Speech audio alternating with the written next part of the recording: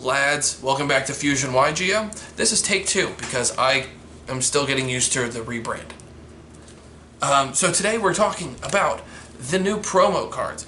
It's going to have a bit of a glare because I'm doing this in my kitchen, but oh, hey, look, I found an angle that it works. Alright, so we're going to go over all 3 of them. We're going to read them in detail, so I'm going to be looking off camera a little bit just to read the full effect, and then we're going to talk about the decks that I think they're going to be really good in, and the decks that they're really strong against. So, without further ado, let's jump right into this discussion. So first up, arguably the least critically acclaimed one, I'm going to put it here so you guys can see it, Dimension Shifter. So Dimension Shifter, level 6, Dark Spellcaster. 1200 attack, 2200 defense. And its effect is very simple, very easy to read. If you have no cards in your graveyard, quick effect, you can send this card from your hand to the graveyard. Until the end of the next turn, any card sent to the graveyard is banished instead. So it's a hand trap Macrocosmos. So this card's insane in your opening hand, and it's free discard fodder later. So there's quite a few strategies that can abuse this card. Grenmaju OTK. This card gives you a way to play defensively, and it gives you a hand trap that just makes everything work for Grenmaju. Any deck that revolves around banishing, this card works with. I'm actually using it in Metaphys, which I will have an updated Metaphys list at some point in the near future. But this card's amazing against almost every deck that uses the graveyard. That's every deck. This will shut down pretty much their turn because any card that would be sent there is banished, so you basically get a full free turn. Against Sky Striker, banishes all their spells. They can't play the game. This card hurts them. Salamangreat, everything getting banished doesn't help them, and they need the graveyard, so it shuts down them. Pendulum, it touches graveyard first, so they're going to get banished. Thunder Dragon, it gives them their effects, but they're losing their graveyard as a source of recurrence, so they have to revolve around a different lineup. So it's really strong against the majority of meta decks. The problem with it is, one, it hurts you as well, so you have to play a strategy that revolves around banishment, or you just have to have a way to play around it. It's kind of the trick. But it is chainable, so if they called by the grave it, you can still use your Ghost Bell because it will still go to the graveyard. Because you've already activated it, its condition's already been met. So, Dimension Shifter is really strong. It's a good card. Play it. It's good. If you're playing a strategy that it works in, it's fantastic. If you're playing a strategy that it does not work in, you're wasting your time. Grenmaju OTK, though, is probably the most popular deck at the moment that can abuse this card. Next up, we're going to go over the other monster, Rock the Dwayne Johnson, Nibiru, the Primal Being. So, Nibiru, I'm going to read it word for word, then we're going to talk about the decks that it's good in and it's good against. Very simple. During the main phase, if your opponent normal or special summoned 5 or more monsters this turn, quick effect, you can tribute as many face-up monsters on the field as possible. And if you do, special summon this card from your hand. Then, special summon 1 Primal Being token, Rock Light, level 11, attack and defense question mark, to your opponent's field. This token's attack and defense become the combined original attack and defense of the tributed monsters. You can only use this effect of Nibiru, the Primal Being, once per turn. Okay. So, Rock the Dwayne Johnson is good in just about every side deck. I do not think this is a main deck worthy card. It's good, don't get me wrong, but main decking it, if you play a control deck, which control deck is the best deck of the format, arguably one of the best decks of the format, it's not going to do anything. It's just useless. It's just a card in your hand that isn't doing anything.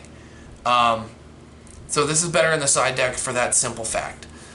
Say hello to my mother-in-law. And you want to keep it in your side deck because you want to be able to play it when you need it. And it's a really good side deck card. But it's specifically good. It's even better in control decks like Sky Striker. If you do it early enough in the combo to where they lose all their Guard Dragon stuff, now you've got a big 3,000 body on field that they got to deal with. But it's a fantastic card. Nibiru is fantastic. And then arguably the strongest of the 3 promo cards, and by arguably I mean it's probably the strongest, Dark Ruler No More. So this card's good in like every strategy, every side deck. You can main it. Negate the effect. So here it is verbatim.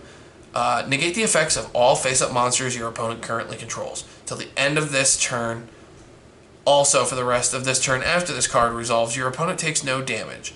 Neither player can activate monster effects in response to this card's activation. So, you can't activate monster effects. So it's strong against like Pendulum. It's strong against Thunder Dragon. You drop this, they can't do anything, right? Monster effect wise. The downside is you can't kill them. So it's good in decks that can pick the board apart and break it.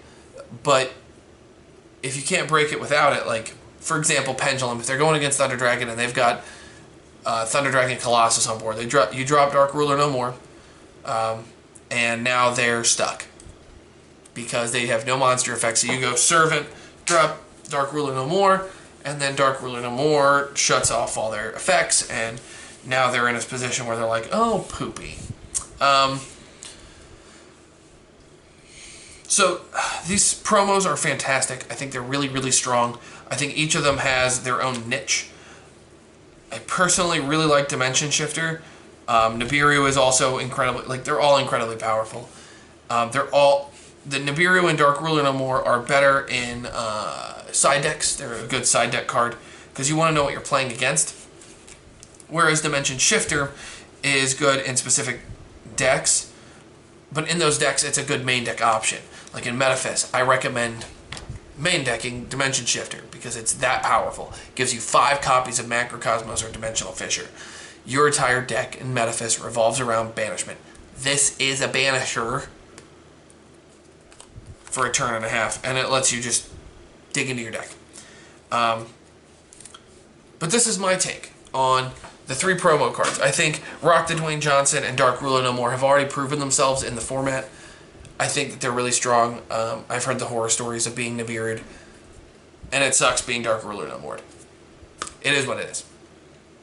But, guys, tell me in the comment section what you think of these promos. Do you think they were worth the hype? Because they were given quite a bit. I think that this is a step in the correct direction for Konami. They're doing the right thing by the player base, giving us 3 incredibly powerful cards as promos. You're guaranteed to get one of them in the Megatins. The Megatins were dropped in price from the 30 to 20, which I think is fantastic. They gave us a whole bunch of different reprints and imports and stuff as promos, which I think was awesome. I think overall this Megatin was a huge success. And it's exciting. It's an exciting time to be playing Yu-Gi-Oh! But, the caveat to that is that now we are in one of the most diverse formats, and that brings us to Dual Devastator. What's going to be in it?